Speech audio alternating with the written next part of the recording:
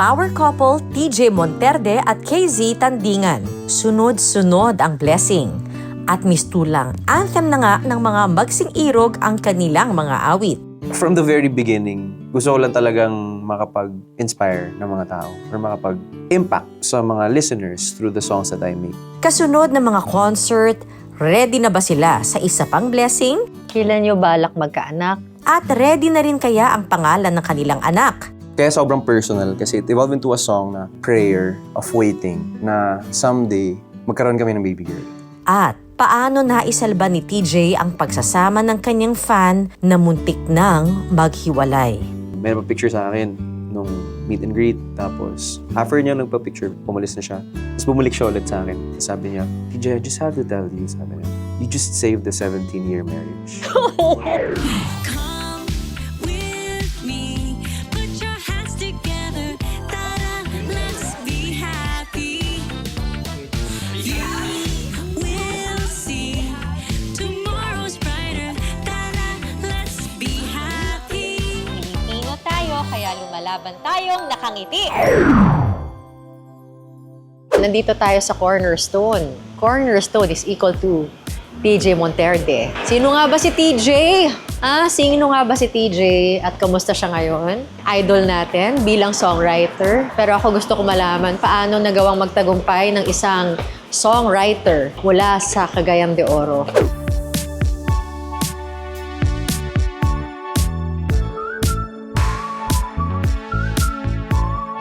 So, ako ay fan ni TJ and KZ. Kasi naman, ang ganda ng kanilang chemistry.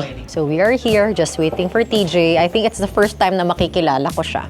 Saan ka ba nagsimula? I'm from Cagayan de Oro City. Doon ako nag-start, daddy ko radio DJ. Laging may music. Kung saan kami, sa work niya, lagi ako nasa office niya, sa station. So lumaki ako sa radio station. Galing. Doon ako medyo nag-start na sa music. Tapos eventually, nag-ABS ako sa regional. Meron kaming TV show doon, Mag TV, yung tawag, ABS-CBN Regionals. I used to host for ABS-CBN Regional.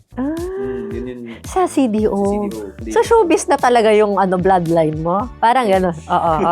Kaya pala sanay. Every Sunday yung show namin, bago magbatang lawin. Pero wala pa yung singing doon. Wala pa yung singing. Mas more hosting, TV hosting, variety show siya. Tapos eventually, na-discover kong, uy, parang marunong ako mag-songwrite. Ikaw na. Ilan taong ka nun? High school, may crush ako na doon siya pumupunta sa merong gitara. Ayoko to Parang bakit doon? Di ba pwedeng pabili ng gitara? Tapos doon ko na-discover, paano napapalabas ko yung emotion ko? More than words, mas napaparamdam ko pag meron siyang melody. So doon ko na-discover na magsulat ng songs. Kunwari, yung palagi, yung kanta na yon, isa siya sa one of those songs na merong perfect marriage of melody and lyrics. Yung parang kung ano yung gusto kong sabihin sa lyrics, yun din yung mararamdaman mo sa melody. So doon na Tapos sinuportahan ka nila ng parents. Sinupuntahan nila ako after college. Sabi ko baka pwede po akong mag-Manila. Sabi ko 2-3 years dad kung di mag-work. Balik ako dito. Unti-unti, nag-work naman. 2011 ako pumunta dito. Walang connection. Audition sa mga record labels. Dala ko gitara at saka notebook full of songs. Mas marami akong kanta doon, marami akong bala doon. Sa mga free days ko, susulat lang ako ng mga kanta. Kung ano lang yung kanta. So wala kang mentor? Magaling ka lang? Hindi Kaasar? naman. Well, I met people along the way. No, mga naturuan ako na paano maging yung stage presence or paano mag-ano sa mga tao. Ngayon, mga 13 years na ako sa industry na to, or 14. Sino ang mga mentor mo? Yun sila Sir Martin. Hindi naman siya like mentor talaga na official mentor, pero ang dami ko natututunan sa kanila. Kasi nga front act niya ako dati sa maraming shows. You meet people along the way, yun, papaturo ka. Ano po kayo magandang approach sa ganito? Tuturuan ka nila. Hanggang sa naaral na lang yung songwriting. You get to meet my band members. 10 years ka pa lang? 14, mga ganun, sa industry. Galing ni Lord, sobra. 10 years, tapos ito na? Hindi ka pinahirapan? Mahirap din nung una. May mga times talaga na, kaya pa ba to? Or wala na, tap out na. Pero ayun, sige lang. Kinaya naman. Lahat ba nung sinusulat mong kwento sa'yo? Or kwento rin na ibang mostly. Merong mga kwento ng iba pag kailangan. Pag masasakit, kasi masaya ako So, mahirap magsulat ng masakit. Pero yun, mga kwento na iba pag ganun. Pero mostly ngayon, nung concert ko sa Araneta, 3 days kasi yun, nag-make ako ng effort na every day, merong isang original na maririnig yung crowd. So day 1, meron akong original. Day 2, meron akong original. So day 3, meron akong original. Talaga? Tapos yun lahat stories ko. Day 1 about sa 10th year namin ni Kaze na nung bumalik kami kung saan niya ako sinagot sa Korea. Nakasuot ako ng song. Tapos yung day 2. Day 2 yung pinaka-special na hindi ko pa i-record kasi ano siya medyo sobrang personal siya. Doon ko rin kinwento sa Araneta nun. Yung title ng song is Aurora. Yung kwento nun, pumunta kami ng Canada, nag-tour kami. Ako muna, wala si Casey. Tapos may chance na makakita ng Aurora Borealis. Pumunta yung lahat ng team. Pero ako, nung gabing yun, sabi ko, hindi ako pupunta. Parang realize ko, hindi ako pupunta kasi. Sabi ko, if I was to see this wonder for the first time, gusto ko, kasama ko si Casey. So fast forward to last year, natuloy siya. Magkasama kami sa Canada sa tour ko. Nakita namin yung Aurora Borealis. So sinusulat ko yung song. Kaya sabi ko, I wrote this song called Aurora. Parang alam mo yung, you know the magic of songwriting kasi nagsusulat ka rin ng song. So nung tumatagal, nagpo-progress yung song. Tsaka na-realize ko, I was talking about the Northern Lights, but eventually, gumanon yung kanta. Tapos, yung lyrics pa rin is, Aurora, I will wait for you. I know I'll see you soon as you dance to my tune. Kasi, di ba, Aurora. Tapos sabi ko, Aurora, let your colors bloom. I'll give you my moon. Kasi yung Aurora, pag may moon, hindi siya nakikita. Nung nagtagal, eventually, hindi siya naging about sa Aurora Borealis. Kaya sobrang personal kasi it evolved into a song na prayer of waiting na someday, magkaroon kami ng baby girl. And pag nangyari yun, Aurora yung name niya. Yun yung naging story ng song. Kaya sobrang personal ng song. Kaya hindi ko pa siya nire-release. Hindi ko pa siya nire-record yung song na yun. Parang inaabangan muna namin. Parang iniinihatan ko lang muna yung song. But eventually, I'm gonna release it. I'll pray for that, na magkaanak kayo. Hindi, ano lang yun. Yung sa akin naman, gusto ko kasi maging girl dad sa future. So if ever meron akong baby, gusto ko babae. Kaya doon nagpumunta yung kanta. Kailan nyo balak magkaanak? Next 2 years. 2021 kayo nag-asawa? 2020? 2020. 5 years na. Palagi ko naririnig sa interviews nyo, mutual decision. Lagi. Mutual decision talaga. Like, ano yung mga mutual decision ninyo? Lahat. Even the concerts we're doing, kahit concert ko, I always ask for her guidance. The songs that I release, bago ko i-release yun, what do you think about this? Maganda ba to? Maganda ba yung lyrics ko? Siya din sa akin. Ganun. Kahit anong project, to the simplest things na coach on the voice, yung mga areglong ginagawa niya, paparinig niya muna. Kahit hindi naman ako magaling na voice coach, pero paparinig, kailangan niya lang yung opinion ko. Na, babe, tekanggan mo nga to. Parang, okay naman, no? Well, nagmamatter yung decisions namin sa isa't isa. Malaking bagay. Ganon yung dynamics namin. Mag-rewind tayo. Paano nyo nalaman na meron kayong ganitong klaseng dynamics? Saan ba kayo nagsimula? Friends, as in super friends. Nagkakilala kami. As in, wala man lang pagnanasa. As in, very platonic. Nung una, Totoo? barkada talaga. Talaga, ha? Oo. Hindi style? Kasi ano kami, mga barkada namin galing sa X Factor, yung kung saan siya galing. So, marami yun, boys, boy group, tapos may mga boys na kaibigan. So, dalawa lang silang girls doon. So, nung una, barkada talaga kami. Tropa? Tropa talaga. As in, Kasi saka may ganun girlfriend ako nun. Okay. So, tropa talaga. May girlfriend ako noong time na yun. Na-meet niya pa yung ex-girlfriend ko. Una, we share the same faith. Mahal niya magulang niya. Malaking bagay sa akin yun. Music, parehas kami Bisaya. So, maraming connect. Yun na. Medyo na-develop na eventually. After a year siguro. Paano kayo tumawid from being friends to this? Or at least boyfriend, girlfriend? Wala sigurong ligawan, no? Adjustment. May ligawan ba? Meron. Matagal, 1 taon. Okay. Ayaw maniwala eh. Kasi syempre, kuya niya ako eh. Kuya Tej. Barkada. So yun, doon na, unti-unti, pinakita ko naman. Napaalam ako sa lahat ng tropa namin na, yun pa, hindi ako kay Casey. Yun, noong una, ayaw niya pang maniwala. Feeling niya trip lang. Or feeling niya noon, rebound ko siya kasi na-meet niya pa yung ex-girlfriend ko. Hanggang sa'yo, na-prove naman na mga 10 months din, 10 months to a year, doon naging kami, 2015. Nagkakilala kami 2013. I-correct ko lang nga. Kasi kay Miss Karen sabi ko 2014. Yari ka. ang dami ko mga nabimiss na taon. 2013 kami nag-meet. 2014 kami nag-date. 2015 niya ako siya. Tapos Yes. 2020, 2020 kami. Tagal rin. 5 years together. Mga 2 years in or 3 years in, na-feel ko na medyo alam na kaya ako. Pero, I wanted to give her that moment. Kasi sabi ko, parang meron pa siyang maaabot na wala ako dapat. Parang meron pang mangyayari sa kanya, feeling ko. May kailangan siyang time na siya lang muna, bago ako. Tapos eventually, after a short amount of time, nangyari yung Singer 2018. Yung nag-China siya. Sabi ko, tama nga, na kasi pag kinasal kami, baka hindi mangyari yun. Baka siya muna. Tapos ngayon, ikaw naman. Ako naman. Andun na siya eh. So, ano ako? Climbing. Hinahabol. Oo, bakit ka na eh? Kung saan siya. Hindi ka pa ba nakakaakyat? Wala, ano pa ako eh. Hindi mo pa Overwhelmed. feel? Ayoko rin ma-feel. Na ano? Na nandun. Kasi ayokong masyadong maramdaman na uy, andito ka na, nasa taas ka na. I mean, okay naman yung masaya ako na all these are happening, pero ano lang, ayokong kumapit kung ano man yung meron dun. Kaya ngayon, sabi ko nga, pag na-overwhelm kami ni Casey sa mga nangyayari, like yung Araneta, tapos mag-sell out, tapos isang oras, mauubos yung ticket, parang sobrang overwhelming. Pero yung nangyari nung concert kasi, parang nung unang araw, parang siguro mga 2 hours, naubos yung tickets ng Araneta, tapos the next day, parang oras-oras yung mga nangyayari. Sobrang overwhelming siya. Kaya pag nangyayari po yun, as in, nag-worship kami. Parang, Lord, hindi kami to, sa'yo to. So, lagi naming binabalik doon para hindi siya kumapit. Pero ini-enjoy namin. We enjoy the moment, enjoy mo yung blessing, pero syempre, huwag mo akuin. Kasi hindi naman sa'yo yun. Career muna. Career muna. Ikaw naman ngayon, tapos na si Casey, together. Of course, naging kanta pa. Yung duet nyo talaga, inuulit-ulit ko. Thank you. Mas madami bang collaboration? Definitely, habang buhay na to. Habang buhay na collaboration. May mga collaboration kami lang nakakaalam eh. Yung mga kanta kaming nabubuo-buo, pero yung kami lang may alam. May mga ganon. So, for sure, habang buhay na yung collaboration na yan. Kung ma-releases, siguro every once in a while. Lahat kasi may purpose, di ba?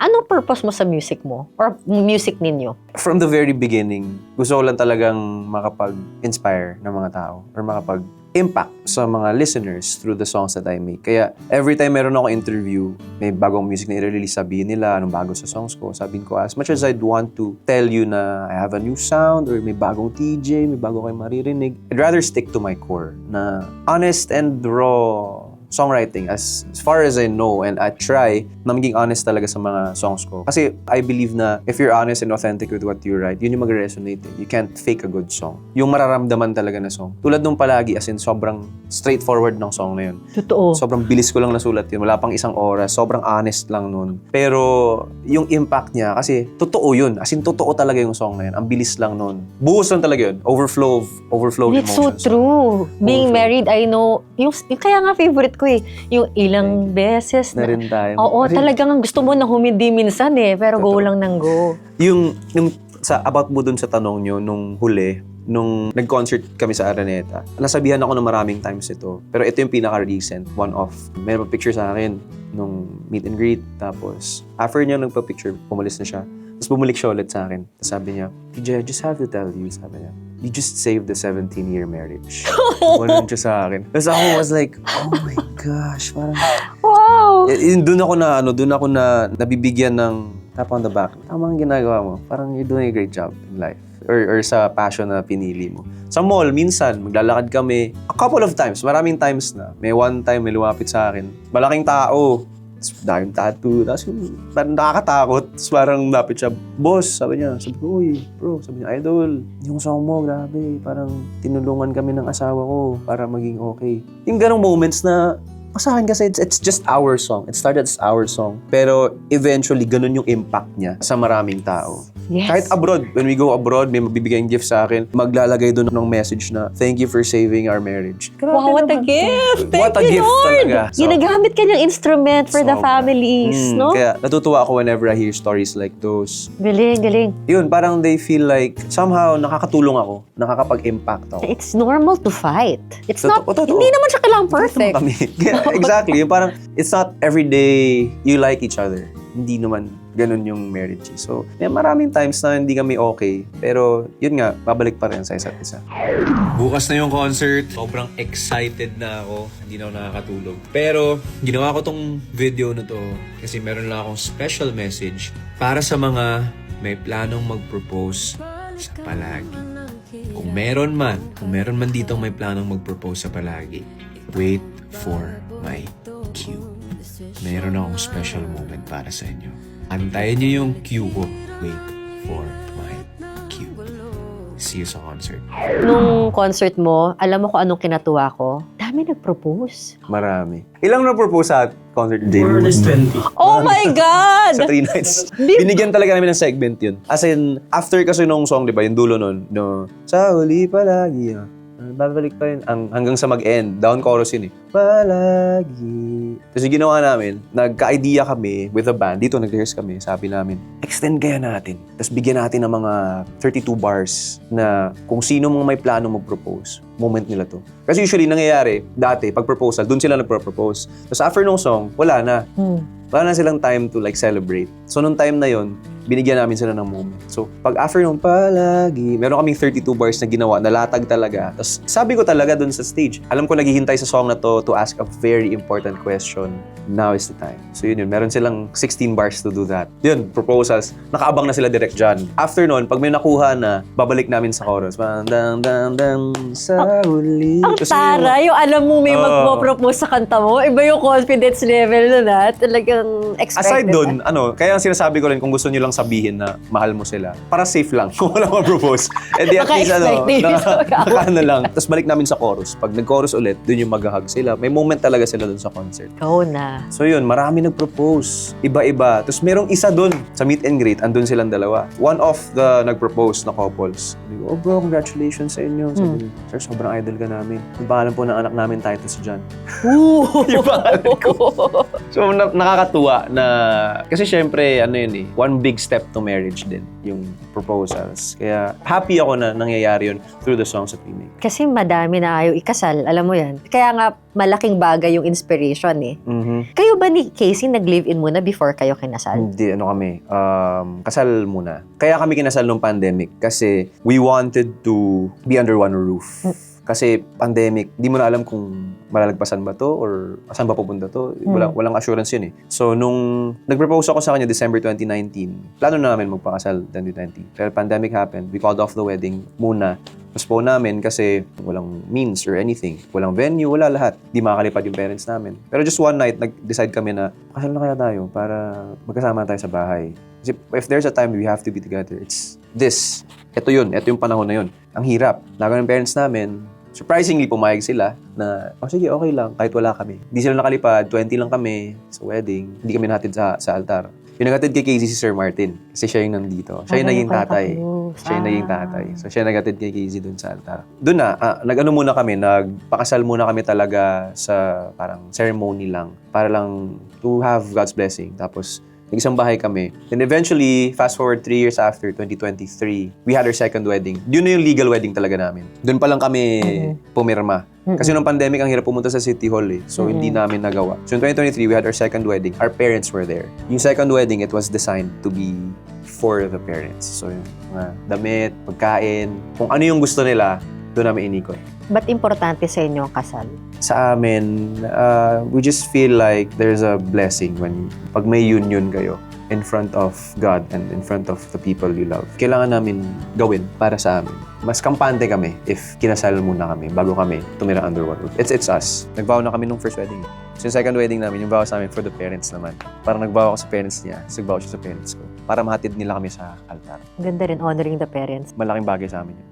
Paano ka binago ni Casey? As is where is ba yung relasyon ninyo? Wala nang binago dahil perfect na lang kayo. Magkibigan kasi kami, kaya parang yung kinasal kami, nagtitinginan kami sa umaga minsan bago pala kami kasal. Kasal na tayo, no? Isang bahay na tayo. So parang yung feeling kasi para lang yung best friend mo, isang bahay na kayo.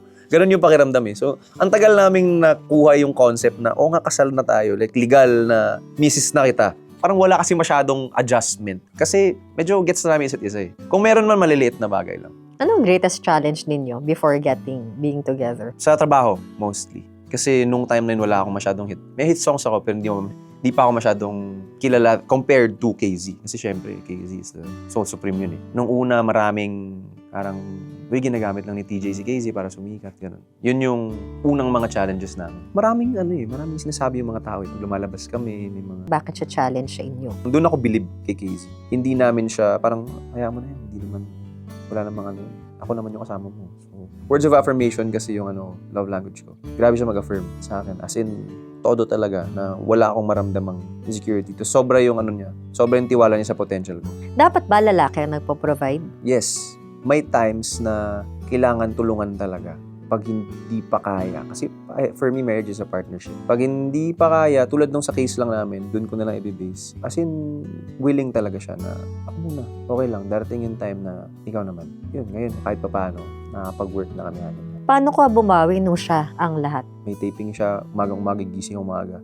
Magluluto ako, hatid ko siya sa ABS. Kuwari, UKG na napakaaga. Alalay galore. Oo, alalay muna. Mga simpleng bagay na kaya ko. Kasi para sa akin, ito lang kaya ko itulong sa ngayon. So, gagawin mo na. Pero na-pressure ka bang tukayod pa more para or to prove yourself because you also wanted to provide for Oo naman. Yun yung isa sa talaga, challenges. And prayer ko yun. Na, Lord, sana ako naman next time makabawi man lang sa asawa ko. And again, yung moment na si Martin na nag-front act sa'yo. Grabe yun. It's ano na yun. Yung iyak ko noon, bumalik yung lahat ng memories ko of yung beginnings, humble beginnings, noong 2011, 2012. Dami namin naging mall show si Sir Martin eh. Pag may mall show siya, ako yung nauuna, lalabas. Tapos, Martin Rivera po mamaya dito sa SM Tarlac. Ganun. Punta po kayo dito, may CDs po kami dyan, binibenta. Mamaya alas 5 po, Martin Rivera, The Concert King, live dito sa Atrium. Ganun, mag-invite ako ng mga tao, benta na CD. A few minutes before 5 p.m., punta ako sa likod, voice over ko yung sarili ko. Please welcome on stage. Tapos ako din lalabas. Alam po sa inyo, ako mas DJ. May kanta po ako, tapos yung kanta ako. Ganun yung mga simula. Kasi may ibang bayad yung voice over and host sa front act eh. So, sayang yun, pangbayad ng renta. Tapos bumalik lahat yun nung nakita ko na si Sir Martin sa stage. Surprise kasi yun eh. Wala akong kalam-alam nun. Siya nag-offer nun. Sabi niya kay Casey, pwede niya bang gawin yun? Si Casey, sure ka ba? Martin Rivera, front act doesn't make sense. Parang hindi yan tutugma. Concert King yun eh. Parang ganun. So nung lumabas siya, yun na, yung iyak yun ng bumalik yung humble beginnings namin and admiration for Sir Marts. Kasi yun nga, hindi magtutugma yung Martin Rivera front act. Inangat ka niya eh. Grabe yun. Concert King ka na eh. Araneta Coliseum, bahay mo na yan. Pero payag kang mag-front act. Tapos yung request niya pa doon kay Direk John, no special treatment. Tinento ni Direk John sa akin. Sabi niya, John, wag parang don't give me, who's playing for the front acts? Sir March, yung front act po, naka-gitara lang. Sige, gitara lang din ako. Is Makoy there? Kilala niyo yung gitarista ko. Yes po. Sige, he can play for me. Tapos don't play with lights. Kung ano yung lights mo sa front act, yun yung lights ko. Kung anong meron sila, yun ang akin. Grabe yung admiration ko. Grabe this guy. Parang, grabe yung humility niya. Kaya siya yung Concert King. Laki ng impact nun to keep you humble also. Feeling ko lang. Hindi lang ako. Kami. Kaya pag merong meron pong mga iba dyan na, yung time na yun, naipaisip talaga ako. Kung mga times na mag-iinarte man kami, wala kaming karapatan. Kasi siya na yun, oh. Si Martin Rivera na yan, oh. Ganyan siya. Sino ba kami para mag-inarte ng mga ganito? Kaya reminder sa amin yun, mga bagong artists, na maging humble lang palagi. You have to always keep yourself grounded ang sinasabi mo. Kayo ni KZ na ayaw mong kumapit. What do you mean? Kasi hindi naman sa amin lahat to eh. Sa sarili ko, nire-remind ako ng asawa ko, nire-remind kami ng mga tao sa paligid namin na what we have are blessings and instrumento lang kami. So kahit ako with the songwriting, alam ko hindi ako nagsusulat ng songs. Ganun siya. Kasi alam ko talaga, kasi meron akong mga kantang kahit after ko pakinggan, yung, ano sulat yun? Hindi ko alam yung word na yun eh. Tapos, nalabas ko yung song, paano nangyari yun? So, ayoko siyang kapitan kasi in the first place, hindi siya akin. I'm just an instrument. Sa akin lang pinadaan yung songs and I'm very thankful. And kung meron mang mga panahon na, sabi ko nga, eto, what we have now, it's really overwhelming. Concerts, meron kaming world tour. Next month, mag-start yung world tour namin. The Philippine tour po namin, meron kaming 5 cities initial. Tapos, naubos na siya. If you come to think of it, it's very, very overwhelming. Kaya, ayokong magstay dun. Kasi, nakakatakot siya. And for something so grand, I understand why you're saying it's not us. Oo. Dito yung mga panahon na masasabi kong hand of God talaga. Yung mga ganitong bagay. Hindi siya yung talent ko to. I don't think so. Pero ang bongga lang, alam mo kung anong excited ako for you. Sipin mo mag-asawa kayong umiikot ng mundo, nagper-perform. yun yung favorite part namin. Nakwento ko nga yun nung nasa Sinulog kami sa Cebu. Grabe, dahil tao nung Cebu namin, Sinulog, sobrang saya. Sobrang ingay, Sinulog, ang saya namin nun. Tapos after nung event, kanya-kanya kami ng set eh, 45 minutes. Tapos i-end namin yun palagi. Tapos after nung event, nasa hotel na kami dalawa lang, order kami ng food. Midnight dinner. Siguro kantuhan lang kami doon. Ilaw na, yung lamp lang doon sa hotel. Grabe, no, we get to do this together. And we're paid. We're paid to do this. Parang ang saya. Ang saya.